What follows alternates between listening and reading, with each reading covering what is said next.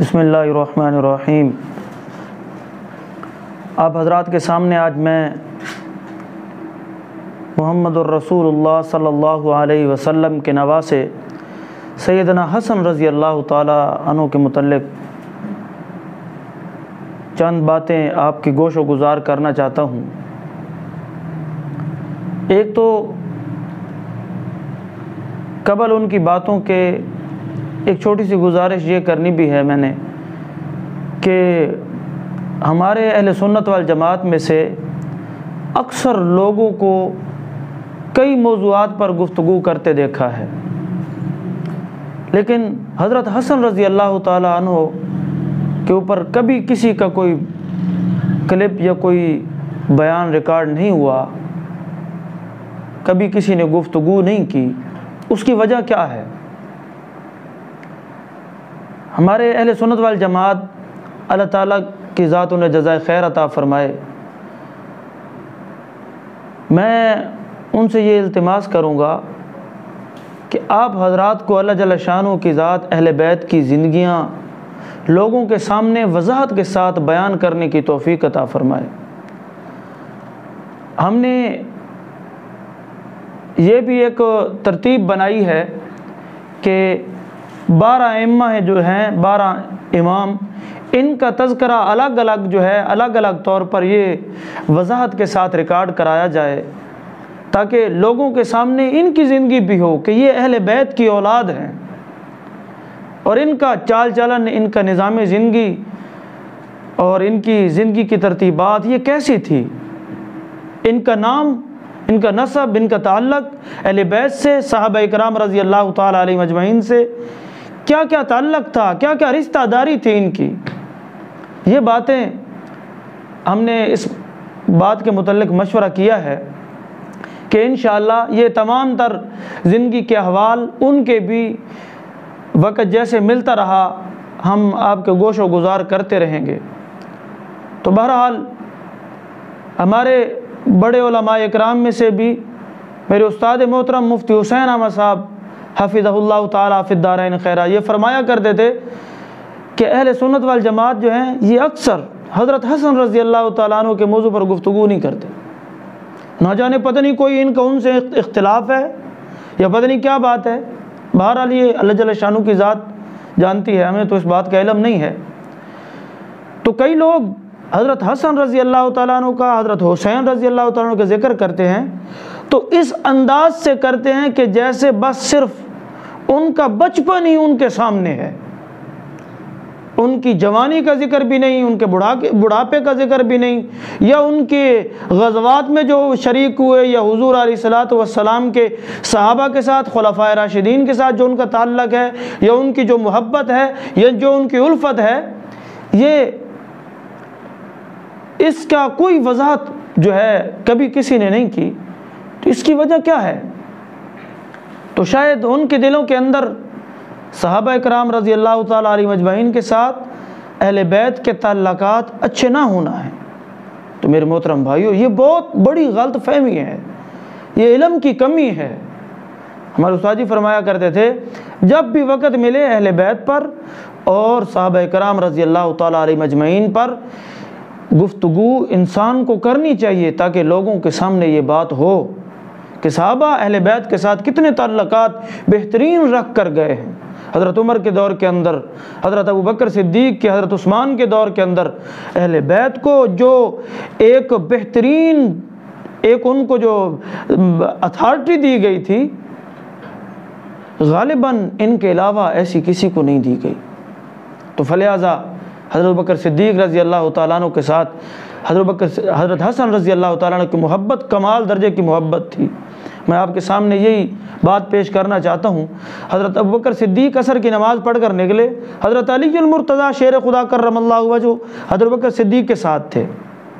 یہ اللہ کے محبوب علیہ الصلوۃ والسلام کی وفات کے بعد کچھ دن بعد کا زمانہ تھا کہ اکٹھے عصر کی نماز پڑھ کر نکلے تو حضرت علی حضرت ابوبکر صدیق کے ساتھ ہی تھے۔ فرماتے ہیں کہ رستے میں کہیں حضرت حسن کھیل رہے تھے، حضرت بکر صدیق رضی اللہ تعالیٰ عنہ نے انہوں نے اٹھایا، پیار محبت کی اور بوسہ دیا، اور فرماتے ہیں کہ بڑے پیار کے ساتھ کہا کہ اے حسن، خدا کی قسم تو حضور علیہ الصلوۃ والسلام کے مشابہ ہے، اللہ کے محبوب علیہ الصلوۃ والسلام جیسی صورت تیری صورت ہے۔ تو اور پھر کیا فرمایا؟ فرمایا کہ تو علی کے مشابہ بالکل نہیں لگتا۔ تو کتنی محبت تھی حضرت بکر صدیق کو۔ اور فرماتے ہیں حضرت اسامہ بن زید رضی اللہ تعالیٰ عنہ، ان کے بارے میں آتا ہے، فرماتے ہیں کہ جب یہ حضرت اسامہ بن زید اور حضرت حسن ایک ہی عمر کے تھے، غالباً چھوٹے بچوں میں شمار ہوتے تھے، فرماتے ہیں کہ حضرت اسامہ بن زید فرماتے ہیں کہ اللہ کے محبوب پیغمبر ایک ران پر مجھے بٹھاتے اور دوسری ران پر حضرت حسن رضی اللہ تعالیٰ عنہ کو بٹھاتے، اور بٹھا کر کیا کہتے؟ یا اللہ میں بھی ان پر رحم کرتا ہوں، مالک اللہ تو بھی ان پر رحم فرما۔ اور بعض اوقات فرماتے اے اللہ میں بھی ان سے محبت کرتا ہوں، اے اللہ تو بھی ان سے محبت فرما۔ یہ بات حسنین کریمین کے متعلق بھی ہے، لیکن حضرت اسامہ بن زید خود اس حدیث کے راوی فرماتے ہیں کہ میرے ساتھ حضرت حسن کا جب دور گزرا تو یہ واقعات اور یہ باتیں میرے ساتھ بھی پیش آئی۔ کتنی سعادت کی بات! یہ اہل بیت کے ساتھ صحابہ اکرام رضی اللہ تعالیٰ علیہم اجمعین کی محبت اس سے واضح ہوتی۔ یہ ایک بات نہیں ہے، کئی باتیں ہیں۔ میں تذکرہ کرنا چاہوں، میں چھیڑ دوں تو میں کہتا ہوں وقت گزرتا جائے گا، لیکن اہل بیت اور صحابہ کی محبت پھر بھی کامل مکمل کما حق اس کا جیسے حق ہے اس طرح میں کامل بیان نہیں کر سکتا۔ تو میرے محترم بھائیوں، میں نے یہ حضرت حسن کا موضوع بیان کیوں کیا؟ بیان اس لیے کیا کہ یہ 29 صفر المظفر یا بعض روایات کے مطابق 1 ربیع الاول حضرت حسن رضی اللہ تعالیٰ عنہ کی شہادت باسعادت۔ تو یہ شہادت جو ہے یہ کیسے ہوئی؟ اور پھر یہ الگ بات ہے کہ جناب کسی نے کہا کہ یہ 28 صفر المظفر ہے، کسی نے 29 کہا۔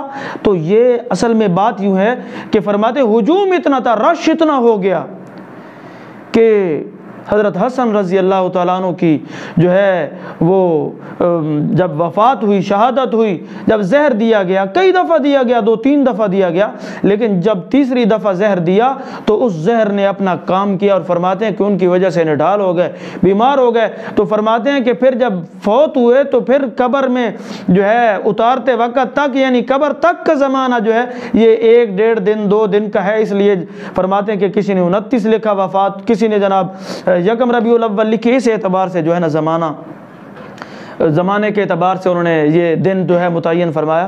فرماتے ہیں کہ پھر جب تیسری دفعہ زہر دیا گیا، حضرت حسین رضی اللہ تعالیٰ نے اپنے بھائی سے پوچھا کہ بھائی جان یہ آپ کے ساتھ یہ معاملہ کس نے کیا ہے؟ تو حضرت حسن نے کیا پیارا جواب دیا، یہاں سے ان کے تقوی کا بھی ایک اعلیٰ مقام جو ہے ہمیں معلوم ہوتا ہے۔ فرماتے ہیں کہ انہوں نے کہا کہ اگر میرے دل کے اندر جو بندہ ہے اگر وہی ہے تو میں قیامت والے دن اس سے نمٹ لوں گا، میں قیامت والے دن مل لوں گا۔ کیا؟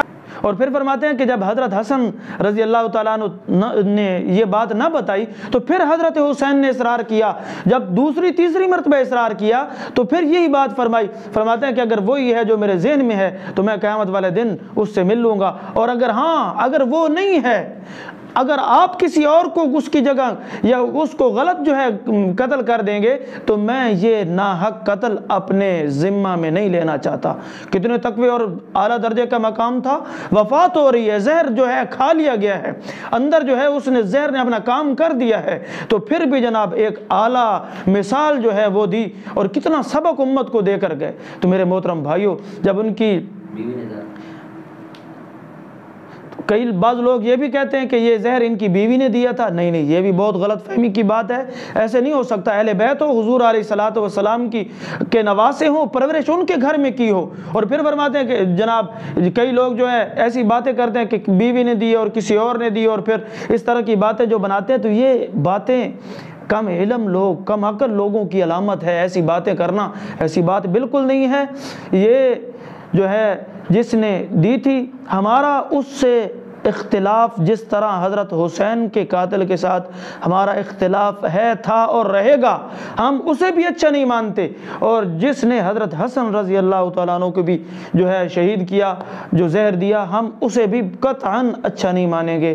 تو جب حضرت حسن کی وفات ہو گئی تو فرماتے ہیں کہ جنت البقیع کے قبرستان کے اندر ان کا جو ہے وہاں قبر ان کی بنائی گئی، حضرت فاطمہ الزہرا رضی اللہ تعالیٰ عنہ کے جو ہے ساتھ ہی قبر بنائی گئی۔ تو وہاں جو مسجد نبوی کا دروازہ ہے 48 نمبر دروازہ، اگر اس سے داخل ہوں تو اس کے سامنے جو بالکل جنت البقیع کے قبرستان کے اندر، جیسے میں نے پڑھا ہے یا اپنے علماء اکرام سے سنا ہے، اس کی ترتیب کے مطابق داخل ہوں جنت البقیع کے اندر تو فوراً فرماتے ہیں کہ آگے اہل بیت کی قبریں شروع ہو جاتی، اور حضرت فاطمہ الزہرا رضی اللہ تعالیٰ عنہ کی جو قبر ہے ان کے ساتھ ان کے بیٹے حضرت حسن کی قبر بھی ہے، تو یہاں ان کو جو ہے دفن کر دیا گیا۔ اور حضور علیہ الصلوۃ والسلام کے بہت پیارے نواسے تھے، ہمیں چاہیے کہ ہم جیسے حضرت حسن کے ساتھ حسین کے ساتھ محبت کرتے ہیں ویسے حضرت حسن کے ساتھ بھی محبت کریں، اور جیسے ان کا تذکرہ کرتے ہیں ویسے ان کا تذکرہ بھی ہم اپنے بیانوں میں اپنی گفتگو میں کریں، تاکہ لوگوں کو یہ بات، اس بات کا جو ہے نا فرق نظر آئے کہ واقعی کئی لوگ ایسے ہیں کہ جو حضرت حسن کو اچھا نہیں جانتے، ان سے ان کا اختلاف ہے۔ اختلاف کون سا ہے؟ جناب حضرت معاویہ رضی اللہ تعالیٰ عنہ کو انہوں نے جو ہے خلافت دے دی تھی، اس بات کا اختلاف ہے؟ نہیں بھائی، یہ اس زمانے کی اتفاقی بات تھی، اختلافی کوئی نہیں تھی۔ حضرت حسن کے متعلق میں نے یہ بات بھی پڑھی، فرماتے ہیں کہ جب خلافت دے دی گئی، فرماتے ہیں کہ میں نے اپنا حق اس خلافت کا بہترین انداز کے ساتھ ادا کر دیا۔ اس کا کیا مطلب؟ اس کا مطلب یہ ہے کہ میں نے جہاں خلافت پہنچانی تھی، جو خلافت کا صحیح جو ہے جو مرکز تھے، یا جہاں خلافت کا جو حق رکھتے تھے، میرے دل کے اندر یہ بات اللہ نے ڈالی، میں نے ان تک یہ خلافت پہنچا دی۔ تو فرماتے ہیں کہ یہ کام بھی انہوں نے اپنی چاہت کے مطابق، اللہ جل شانہ کے حکم کے مطابق اور اللہ کی رضا کے مطابق، یقیناً نواسے رسول ہو اور اللہ کی رضا کے خلاف کوئی کام کرے سے ہو نہیں سکتا۔ یہ انہوں نے اپنی چاہت، اپنی مرضی کے مطابق یہ خلافت منتقل کی تھی۔ ہماری دعا ہے کہ اللہ جل شانہ ہمیں ان سے محبت کرنے کی توفیق عطا فرمائے۔ وما علینا الا البلاغ۔